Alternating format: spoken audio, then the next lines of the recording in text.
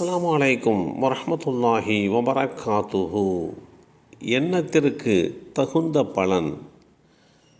அல்லாஹுடைய தூதர் ஸல்லல்லாஹு அலைஹி வஸல்லம் அவர்கள் கூறினார்கள், எனது அடியான்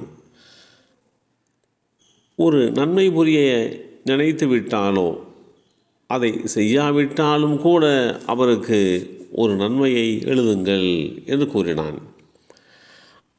அவர் அந்த நன்மையை செய்துவிட்டால் அதை அவருக்கு 10 நன்மைகளில் இருந்து 700 நன்மைகளாக எழுதுங்கள் என்று அல்லாஹ் வானவர்களிடம் கூறுவதாக அல்லாஹுடைய தூதர் ஸல்லல்லாஹு அலைஹி வஸல்லம் அவர்கள் குறிப்பிட்ட இந்த செய்தி ஸஹீஹுல் புகாரியிலே அபூ ஹுரைரா ரலியல்லாஹு அன்ஹு அவர்கள் மூலமாக அறிவிக்கப்பட்டு 7501 என்ற எண்ணிலே பதிவு செய்யப்பட்டிருக்கிறது. ஒரு அடியான் உயர்வாக எண்ணி எத்தனையோ சின்னஞ்சிறிய நற்காரியங்கள் செய்வதுண்டு. அந்த நற்காரியங்கள் மனிதனுக்கு தன் இரட்சகரிடமிருந்து மகத்தான நன்மைகளை பெற்று தந்து விடுகிறது. ஒரு அடியான் எத்தனையோ பெரிய நற்காரியங்களை செய்கிறான். அவனுடைய துச்சமாக எண்ணத்தின் காரணமாக அந்த நற்காரியங்கள் குறித்தான நன்மைகள் அவனுக்கு தன் ரப்பிடமிருந்து தன் இரட்சகனிடமிருந்து மிக குறைவான நன்மைகளையே பெற்றுத்தருகிறது. எனவே நம்முடைய எண்ணங்களில் நற்காரியங்கள் செய்கின்ற போது எண்ணம் சரியான முறையிலே அமையப்பட்டிருக்க வேண்டும்.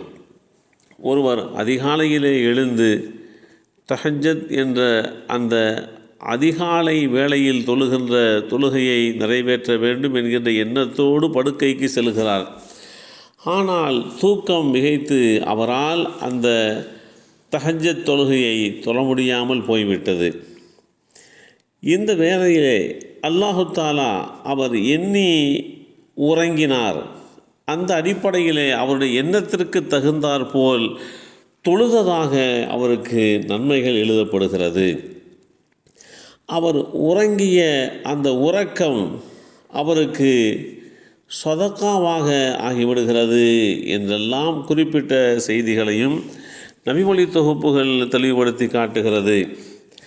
அல்லாஹுடைய தூதர் ஸல்லல்லாஹு அலைஹி வஸல்லம் அவர்கள் எந்த ஒரு சாதாரண நன்மைகளையும் அற்பமாக நீங்கள் கருதாதீர்கள் என்று சொல்லித் தருவார். அந்த அடிப்படையிலே அல்லாஹ்வுக்கு சுப்ஹானஹு தஆலா அடியார்களுக்கு நன்மைகள் வழங்குகின்ற போது ஒரு விசுவாசம் கொண்டவர் அவர் எப்படி தன் வாழ்க்கையிலே நன்மைகளை சேகரித்து கொள்ள முடியுமோ அதற்குண்டான வழிமுறைகளை இஸ்லாம் எடுத்து சொல்லியிருக்கிறது. எவர் ஒருவர் ஒரு நன்மையை செய்கிறாரோ அவருக்கு அதுபோல் 10 மடங்கு நன்மை உண்டு.